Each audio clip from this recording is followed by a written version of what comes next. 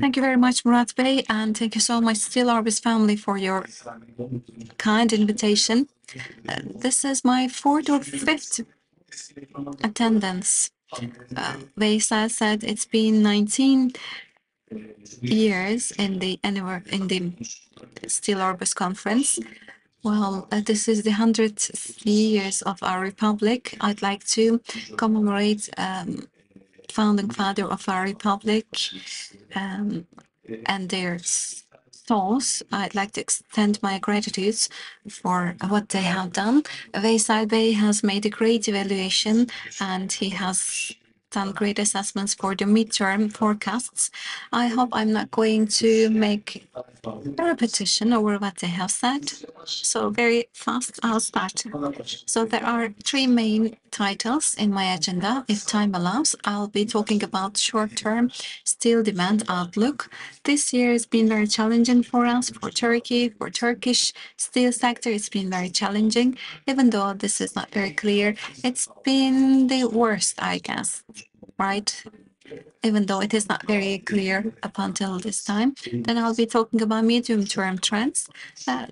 There will be 3 to 4 opportunities and challenges that I'll mention because I believe they're going to shape in the future of our sector. So if I have time at the very end, Murat Bey will see it all together and I'll check my time as well.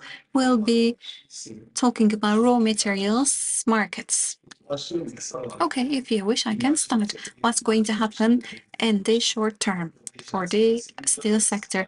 In last year's November, we were together, and I told you that in the midst of 2023, we would expect a recovery. However, it didn't happen. This year has been very challenging. All the challenges became much more difficult. Inflation seemed to be under the control. We were getting closer to the end of the interest cycle. These were things that we had forecasted last November. However, we couldn't feel the recovery bits at all. But slowly but surely, at least the cycle of the interest rate will be finished. So, of course, thanks to this, markets can reach to a new structure.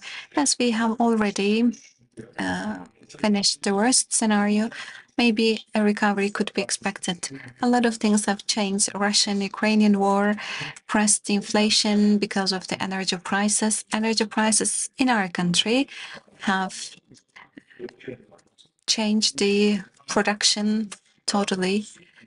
We still feel the effects, and there is geopolitical risks and tensions. Each and every day, this tension increases, and it has effect on the household motivation and their budget and business motivation. So throughout the year, we have seen that consumption has been very weak and investments have been very poor. Private investments, business investments have been poor. And last November, I used this global manufacturing PMI. I'm showing this again on the screen. In May and April, it was rising, and we said that as of the midst of the year, there would be a recovery, but afterwards, unfortunately, there came this movement downwards, and this was below than 50 PMI. Of course, one of the fundamental reasons of this optimism was that China was going to lift up the pandemic restrictions, which would actually boost the Chinese economy and, of course, have an overall impact, positive impact on the world economy. But China had to deal with its own very problems and could not support the world economy that much in 2023. However, well, the statistics show us that the worst is left behind. We've got observations that respect, again, looking at this PMI index. Well, in the sub-indexes, we see a recovery, at least a slowdown in decline, at least. The automotive sector this year after a very long time, after like 4 or 5 years, grew by double digits in all leading producer countries. And in the first 2 years of the pandemic, 30 million less automobiles were manufactured compared to the last 2 years prior to the pandemic. Of course, with the pandemic recovery, the numbers in automobile production also improved. And this was enjoyed by the steel sector as well. And in the upcoming year, for sure, the automotive sector is going to be enjoying this increase. Inflation, as I said, have now been, we said that it was started to be kept under control, and then that the interest rates hike would come to an end. But we still not, the interest rate increase is still ongoing, but that is going to be welcomed, at least in expenditure and investment decisions. And the most important bit is China. Of course, China is going through a turmoil and is on the junction of on its economic development route. It has to take certain major decisions because the route that it was actually following created huge imbalances and is taking important steps in order to overcome this. And the most important imbalance was in the construction sector, which actually corresponds to 30% of the steel sector in China. So the turmoil in the construction sector also creates a turmoil in their steel sector. But with the steps that they are taking this year, we see that there has been a minimum stability achieved at least throughout the first half of 2024. That will also be sustained, the stability, which actually clearly shows us that the worst is behind, both for China and for the overall world economy. So in the upcoming months, we will see a considerable recovery, hopefully, according to our forecast. Well, let me just share certain notes about certain sectors that tap into steel. Yes, construction is one of them. Well, despite the challenges in the infrastructures and in the non-housing sector, we saw some countries stagnating and some improving. Automobile, we've actually talked you through on that. And as to the Chinese economy, the only detail that I would like to share with you on top of what I have mentioned so far, in the previous weeks, with the last 2 weeks, it was the third quarter results were announced, which was better than what was anticipated, because Chinese numbers were always like below the expectations, but now it is above the expectations, which is a nice development. In the construction sector, certain stability has been achieved in China because certain projects have been halted, and the Chinese authorities have taken certain steps in order for these projects to re-kickstart. So the construction sector is now ongoing in China, and still there are a couple of steps that could be taken by China, at least until the midst of the upcoming year. And even post 2024, with minor steps taken, this stability in the construction sector could be maintained by China, but that 30% market share, there has been this huge loss. So sustaining this won't be easy. Well,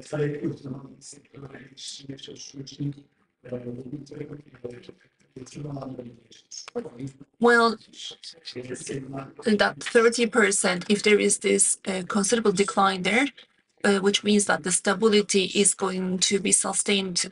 This is the positive scenario, of course.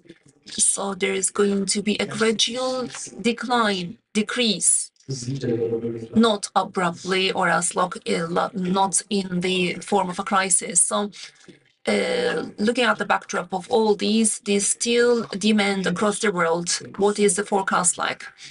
So this was the forecast that was launched in October. As you all know, 2021 was a historic climax, 1.85, and then there has been a decline of 3.3%. It dropped down to 1.78 billion tons. And this year, well, in total, many countries actually went through challenges, but we expect a growth in China. Well, we'll see whether that is going to materialize or not, but actually that expectation has weakened a bit because of the latest figures, but we still hold out hope for China to grow, which is going to increase the steel sectors and increase it to 1.8 billion, a notch higher than 1.8 billion. And next year, we also see a similar growth dynamic coming through, and that the global demand is going to grow by 1.85 billion tons with a growth of 1.9%. There is this minor's footnote. In April, for instance, going back to April, we were more optimistic, and in 2023, we were anticipating for the steel sector to grow by 2.3%, but it did not materialize. So coming to major countries and regions, at the very top, we're starting with the European Union. Here you see the picture on the right side, we see the growth rate. In 2023, there was this 8% decline in 22, as you all know, and then there is we foresee a more than 5% of decline. While our April expectation was for this decline to come to an end. I mean, ever since April,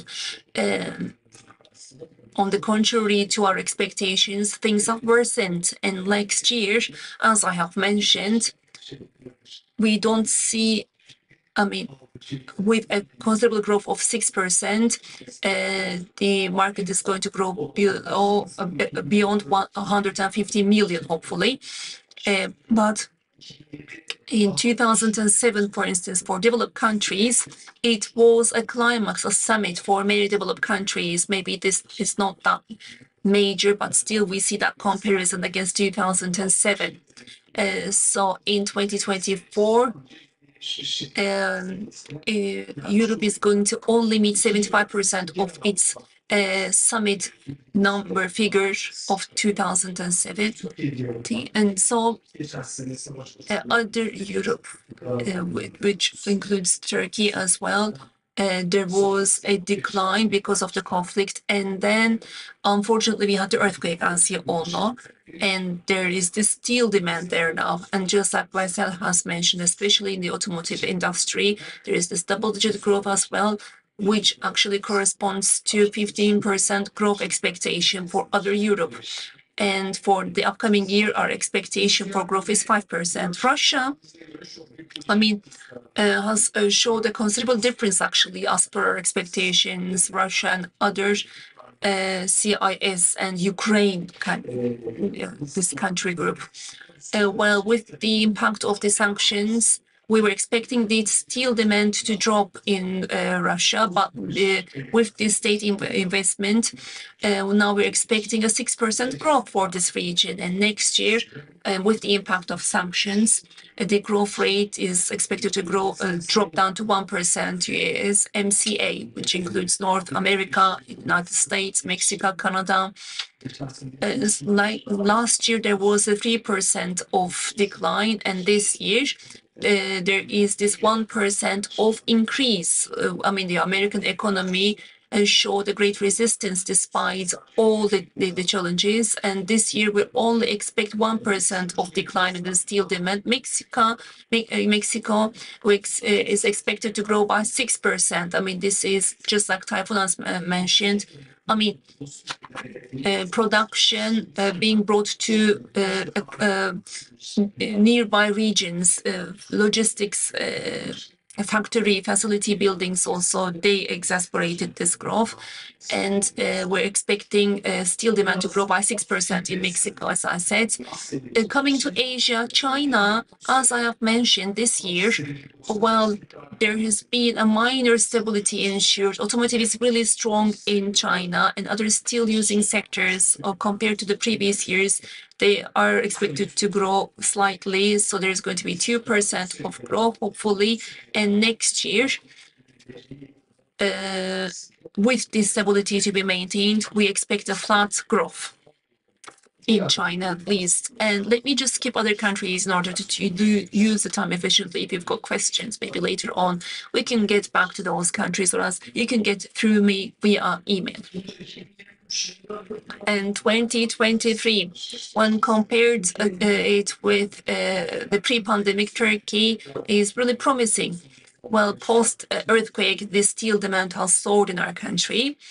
And also 2019 was a weak year for Turkey. Actually, this goes the same from Brazil. It was also weak for Brazil, but for India, despite the pandemic conditions, India shows a considerable growth. That is what we can see clearly in the previous slide. I should have explained that India and some Far East countries, despite all the challenges, they've increased by steel demand by 5, 6, or 7%.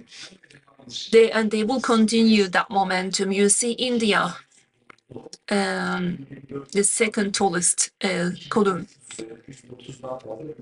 Against 2019, it is expected to grow by 30%. On the right side, against the pandemic, we see how much certain countries have declined, especially European countries' steel demand.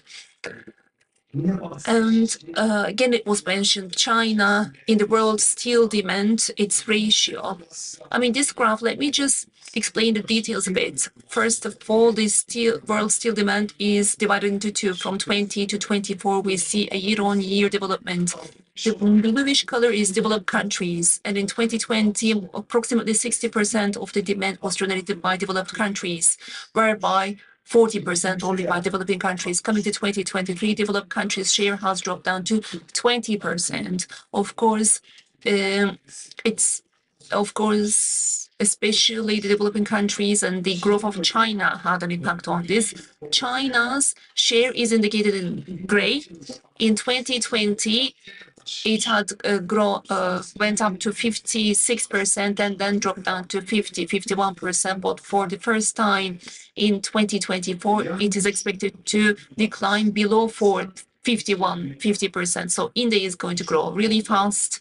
Many Far East and Middle East countries, they are going to grow really strong, and African countries, of course, even though it is low in level, they're going to grow fast as well. China is going to grow flat or else decline, and developed countries, either they're going to grow flat or else decline also. But China, I mean, we expect the steel demand there to decline. And if that is materialized, 2024 is going to be the onset of the steel demand drop in China, historically speaking. So now, 2019 and 2024, I mean, you see the list of countries that consume the highest amount of steel. So let us come to medium-term opportunities and challenges.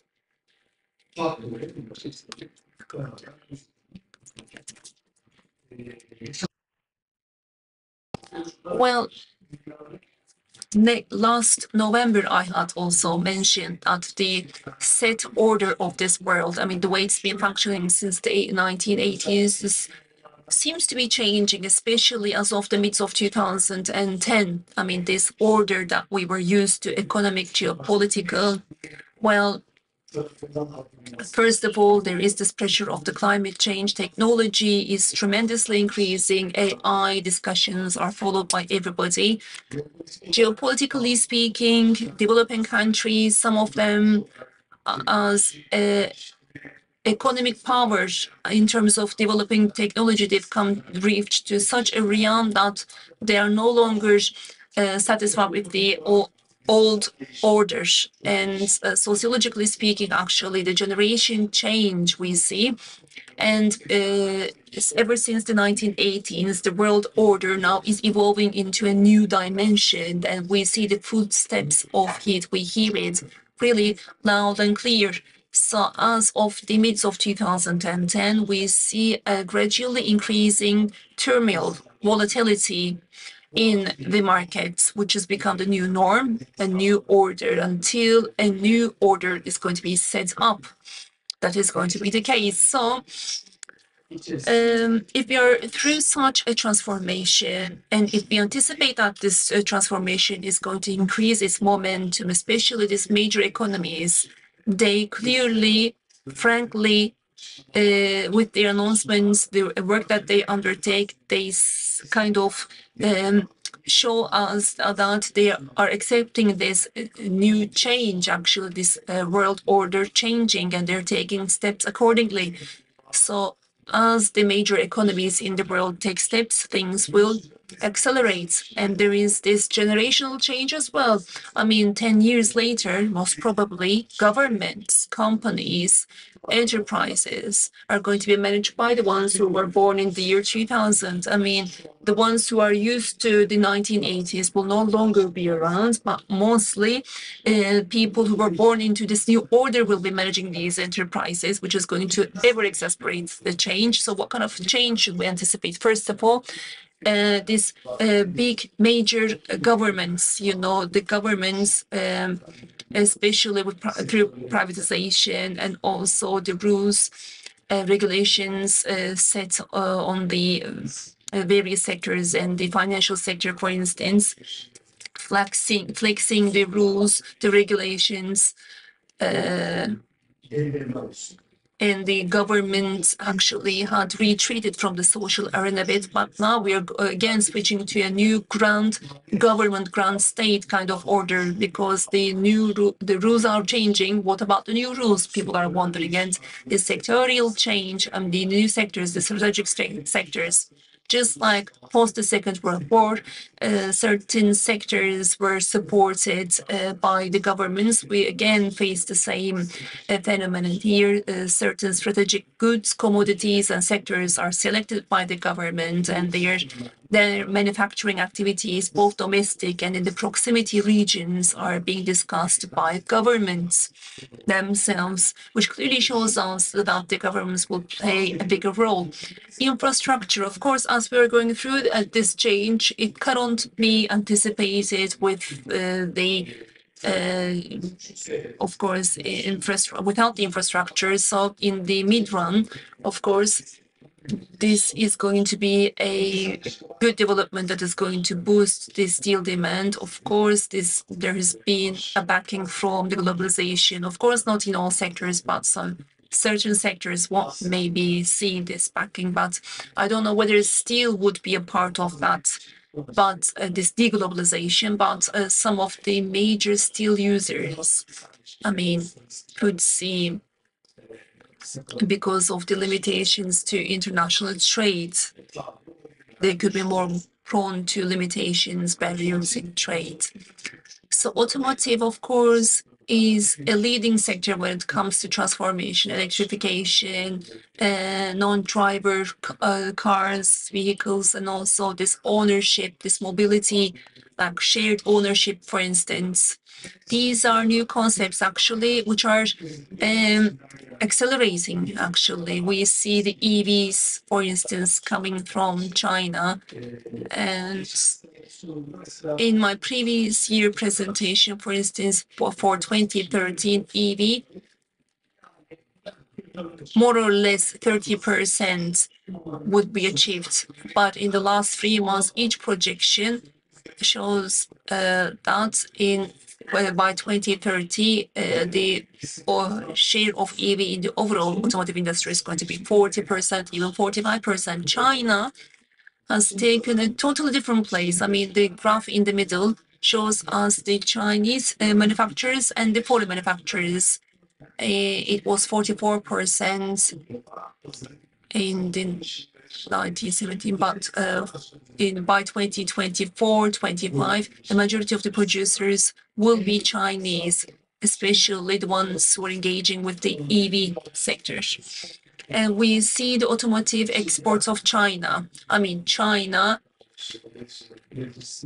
was the largest automotive manufacturer in the world. Now it has become the largest exporter in that respect, especially when it comes to EV cars and also other kind of automotives which are in the economic segment that others do not want to tackle. I mean, there is this car manufacturing that we are all used to, but this is going through a huge transformation. What kind of EVs, automobiles are manufactured? How? I mean, there is this huge structural change going on, which is increasing its momentum, and China is playing a great role in that respect. I had talked you through on the infrastructure. Here you've got the details of it. Let me just skip that. Green transformation, of course, last November it was. We have discussed in detail as to what has changed. I mean, our expectations from the steel sector is really huge. I mean, against 2019, you see the graph in the left side in International Energy Agency has got this projection, which is called Sustainable Development Projection. And taking 2019 as baseline, there has to be a 55 to 60% of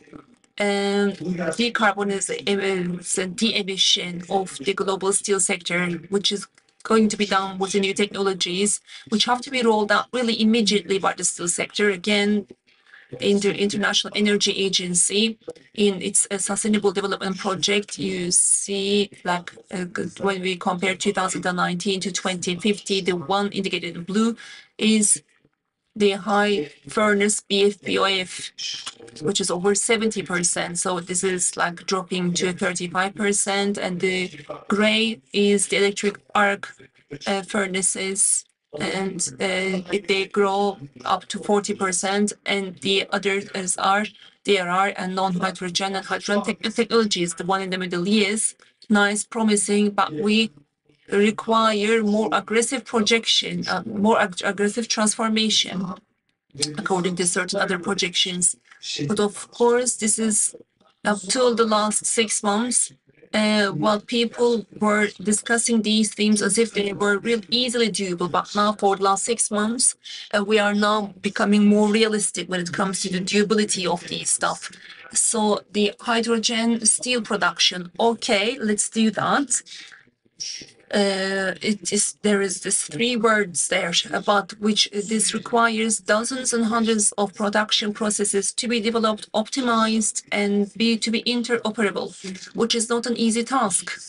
Secondly, these financial limitations. I mean, we've got certain forecasts in that respect. The steel sector for green transformation requires 5 trillion. 2.5 to 3 trillion would be spent on energy transformation, 1.5 with the steel sector. Of course, not only the steel sector, but almost all sectors require this investment. But how are we going to find this money? This is the topic that we have to discuss when it comes to construction and engineering limitations, as I have shown you. I mean, with even the least aggressive transformation forecast, by 2030, every month a new DRI facility has to be established across the world. But do we have the engineering capacity for that? After we establish these new facilities, we need to have the talent to operate these facilities. Energy, I mean, these new processes require more energy and more green energy, more green electricity. Of course, I mean, we need materials with different specifications, and this DRI ingredient material supply is going to be a huge challenge. And also natural gas, we are going to be increasingly needing it because many sectors are also switching to natural gas and taking it as a greener kind of resource. But is it available? That these are the matters that have to be discussed. So As the last mid-range factor, I would like to touch upon climate change. These are certain graphs that we've also seen. We've all felt actually this year. We've also read a couple of articles in that respect. It is becoming more frightening because this year's statistics, yes, I mean, there was this ocean temperature landscape and the glacier, and also red is this year, the black ones are for the previous year. So we see that there is this decoupling, this divergence from the average. I mean, is climate going to worsen even? I mean, this year, I'm sure that we're more concentrated on the severity of the climate change. These are topics that we have to all delve into. So, Mr. Murat, shall we conclude here? Yes, please. But this bit is really important. Okay, raw material markets. Really briefly, I mean, I will be mentioning general things. Looking at the iron ore, we see a more balanced market. I mean, it can quickly respond to the demand increase in the steel sector. Of course, the development in the Chinese market actually also determines the volatility of the iron market, iron ore market, and its pricing accordingly.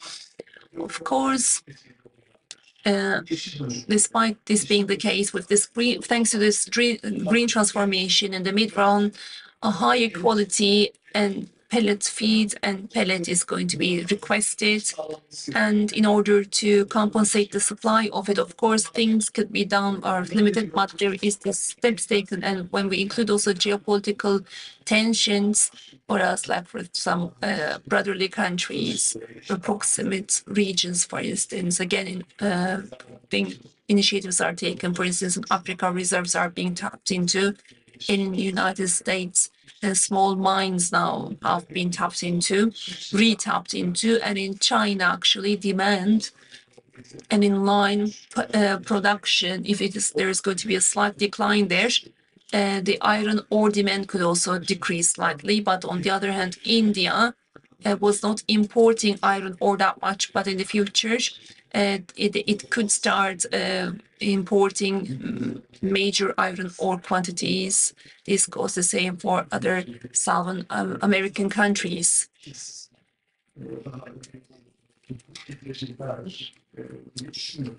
Which is going to exacerbate the burden of the demand of the iron ore scrap. Well, the high quality pellets of the iron ore. So there is this increasing interest towards scrap as a matter of green ingredient material. Certain initiatives and policies are being developed in order for a proper collection of scrap. So the scrap existence is going to increase because in the last 30 years, steel consumption had soared. So gradually scrap is going to increase, which is a good development. But in the long run, if the circular economy accelerates, maybe scrap is going to be limited in the steel sector. Met coal is more problematic as an ingredient, even though there are new mines. There is this Russia's invasion of Ukraine. There was this shock. A new, of course, balance has been settled, but there is less supply from Russia, and they can barely actually meet the demand. So if there is a supply limit shortcoming, for instance, or else if there is a higher demand, the market displays a huge volatility, which is a headache of our sector. And we don't see, I mean, that whether there's going to be an improvement in that respect. On the contrary, risks have also increased a lot. So how are we going to invest in this area? Is it like through a new metallurgical mine pit development is becoming ever more difficult? I mean, both in terms of finding the financing sector, receiving the permits, and also we see that, I mean, just like in the iron ore, producers want to have more quality met coal and hydrogen with high furnaces injecting hydrogen. I mean, work is being focusing on this. It's promising, actually. Developments are promising in that respect, injecting hydrogen in high furnaces, and like from 450, the solid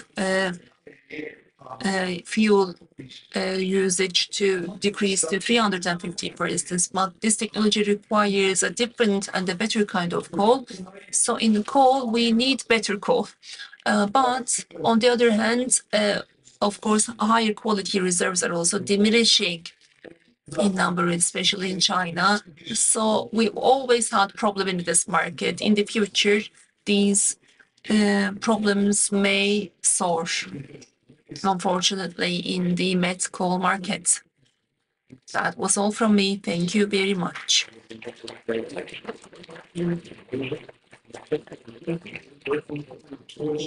Well, thank you very much, Mr. Barış. Is there any question for Barış? I will have a question indeed. Salondan bir soru yok. There's no question from the audience, but I'd like to ask you this. You have already emphasized the importance of the green transformation, and we are all aware of this to the best that we could. But of course, there are some restrictions of the green transformation. You have underlined these restrictions. There are big restrictions. We are aware of them. And for the transformation, these are big requirements within the sector. I'm sure that as the World Steel Association, you follow other countries very closely. Which countries do you have micro plants? Can you please give some information to us? Well, Europe seems to be the leader in this implementations. In other countries, we seem to observe other changes as well. Europe has turned into hydrogen steel production, high furnaces.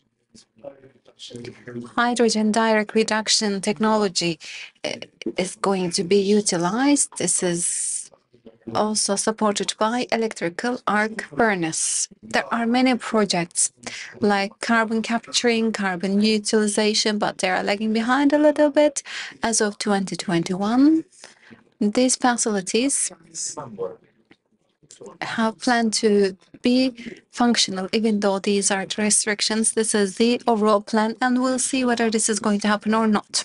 So in Switzerland, hybrid SSAB is going to be the hybrid implementation. As far as I know, by 2025, it will be made functional. But first and foremost, these problems should be solved, but we'll see together whether it's going to happen or not. It's going to be a big milestone for the world steel industry. From China, important news are starting to appear, and they have accelerated this pilot stage hydrogen steel production projects. And this year, we'll see some pilot phase productions. But like I mentioned, there is this high furnace and hydrogen. This is not tried in China.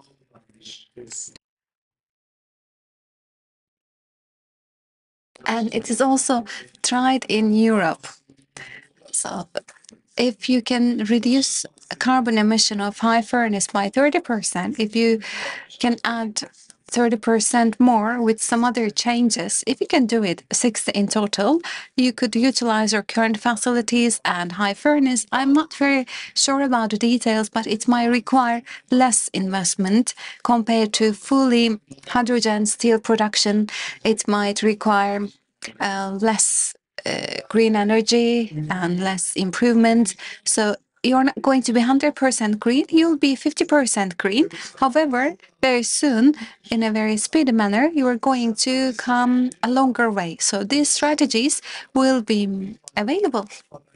And we will hear promising news from those countries. We are at the very beginning, but we have to go faster. This is the paradox that we are confronting with right now.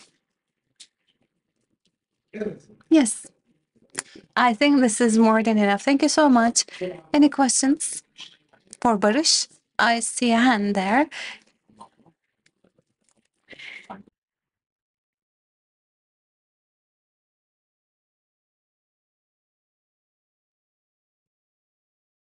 In 2024, if there is a recovery in Chinese construction sector, will there be a change from Chinese exportation to Turkey? Yes, there might be an effect, but it might not happen as well. Even though the things that you say happens, it might have an impact on export or not. There are a lot of factors there. That's why I can't say something very clear, but I can say this. In China, if there's recovery in construction sector, well, this is not going to be my main scenario. Maybe in the first half, the scenario will continue because I don't think that it's going to be our main scenario. I won't accept this as my main scenario, the recovery of construction sector in China. Without any turmoil, if the level sustains and if this transformation leads no turmoil within years, it's going to change many things. This is my main scenario that I'm focusing on. Any other questions for Barış? Okay, thank you very much, Barış, for this very